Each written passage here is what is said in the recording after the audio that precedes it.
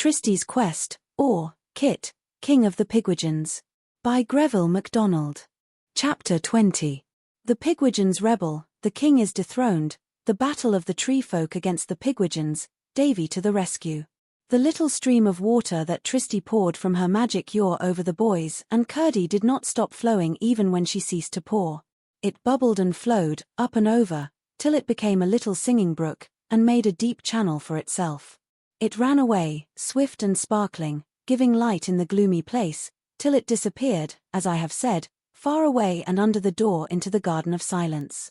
Its banks, too, began to grow grasses and rose campions and yellow irises and sprawling briar roses and sedate spindlewood trees, so that the vast room, which in spite of its size had been an inside place, was now all out of doors.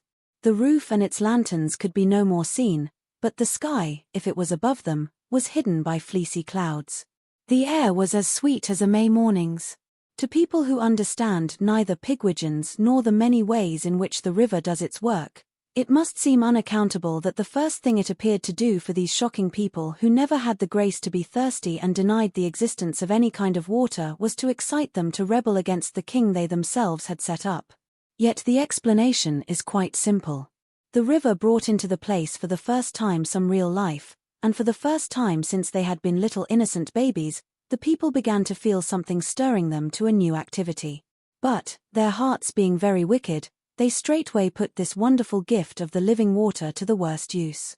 They used the new feeling of life to get rid of the only good thing, beyond an occasional drop of rain, that had ever come into Gallybird's hole, namely, Kit. They had tried to do this from the very first by shockling him, and they had failed. Immediately, however, the water had come and taught them how to like one another a little bit. They discovered the secret of working together for a common object.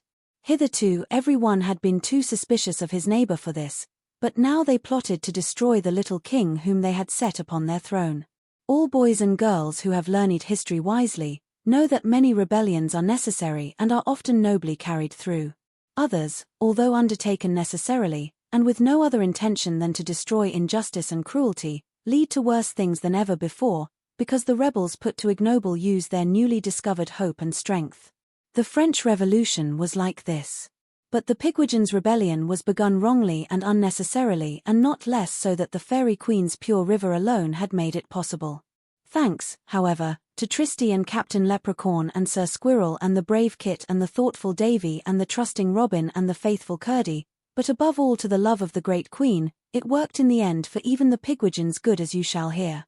In no way is the Queen's power more wonderful than in her bringing good things out of bad, in making roses and butterflies and cherry trees spring out of rubbish heaps. Crickety it was that first saw how easy it would be, if all the others would obey him, to destroy Kit and Curdie. He made a speech, though constantly interrupted by the demands of his bullseye and the applause of the people. Fellow Pigwidgeons, most noble comrades. Hear, hear. It's all up with us unless it's all down with the king and Lord Curdie. There'll be no noise and snoggle any more for us unless we plug up the hole where that fussy river bubbles up. Down with it. What the thing's made of I can't think, with its giddy light and nasty weeds. Look here, you fellows. I'm going to be kind, I am, though I haven't much experience of it. I'll be your king now the skewer's gone, and soon have things nice and noisy again. Feeble cheers. We'll torture King Kit till he tells us where the peppermint balls live that he googles the eyes out of. Google him. Google him. Then we'll stuff him head first down the hole where the river leaks out, and Davy next, and if he'll promise not to bite Lord Curdie on top of them both. Then we'll get the squeaking recorder and plug it up too. Hurrah. Snoggle and snouts. If that don't stop all the nonsense, bullseyes ain't peppermint.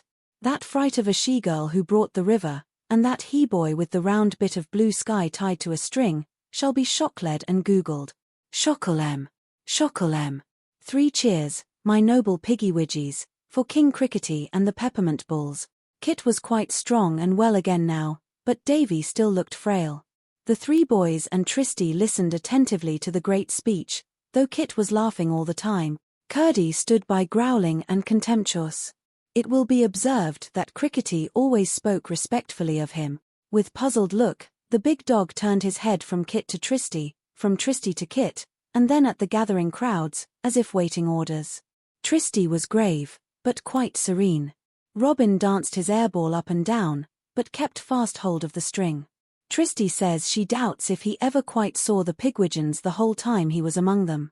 But Davy, his nerves perhaps shaken by his confinement in the Museum of Woes, and not yet quite strong again in spite of the fairy water that had run over and into him, clung to Trystie's arm and buried his face in it, as if in fear of the dreadful creatures. The children were standing among the irises on the bank of the gently flowing river. Trystie realized Davy's danger if he allowed himself to be afraid. So she led him 2 or 3 paces to the edge of the water, and bade him stand in it. Then the color came to his face again, though he would not let go her hand. Crickety now jumped up on the throne and pointed a long tapering finger at little Davy. "Thought I had you that time," he said threateningly. "But you're a little woe, you are." Hisses. "Mark this, my faithful subjects." When he touched that river, the shockle stopped. "It's poison. Let no brave Pigwidgeon go near it, or he'll be carted away. If we don't get rid of the he-boys and the she-girl at once, something will happen.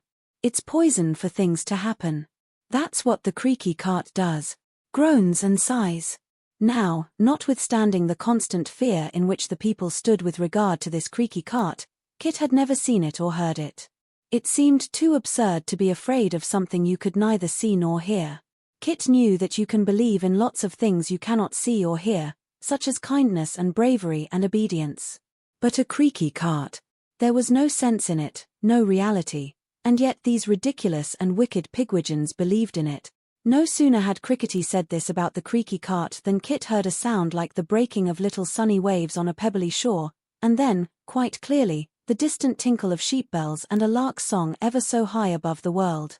The sweet, real sounds made him long for his home and his mother and a scamper on the downs. But the memory of these things was driven away by the harsh voices of terror all around him.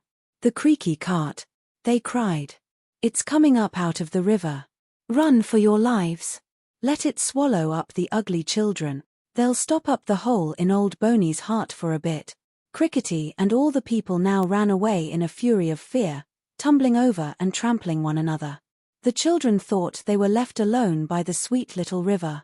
They could see the jolliest little silver fish shimmering in it, as Robin says, and some as gorgeous as butterflies. "Now old Crickety has usurped my throne," said Kit. "I think I'll abdicate or abscond it, which is it, Trystie, and we'll go home. Don't you think I had better whistle a tune on my recorder, and bring the fairies to help us?"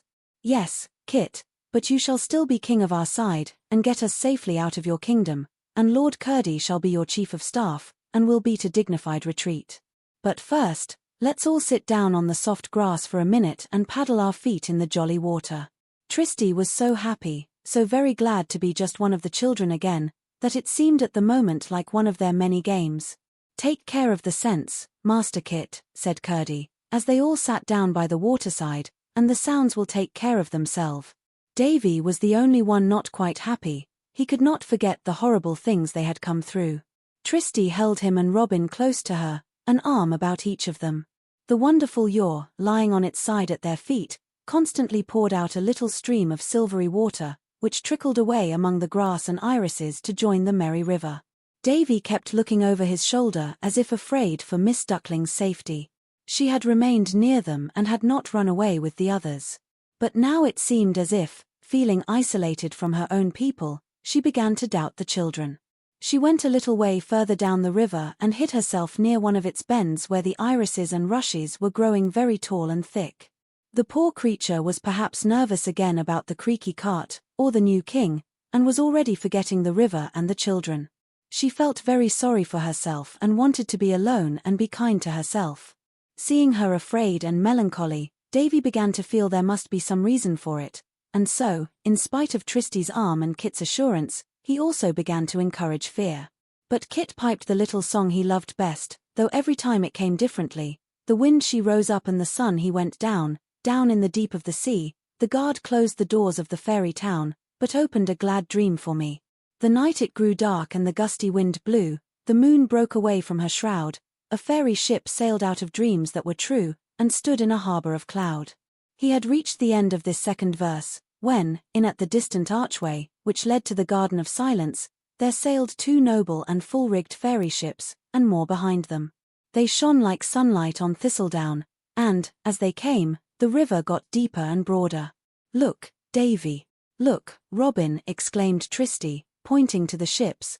"They're coming to take us all home to mother and father." But at that very moment, when Kit was well into the 3rd verse, at dawn the great king rose in flames from his bed in the deep of the sea. The witch on her broom gave a scream as she fled at the very moment, that is, when Trystie was pointing at the ships, and the boys were watching them with eager eyes, and Curdie was taking a short nap. A long rooty hand stealthily crept behind Kit and snatched away the recorder. Instantly it darkened, the fairy ships foundered, the irises and rushes drooped, and Miss Duckling ran out and away from her shelter, weeping.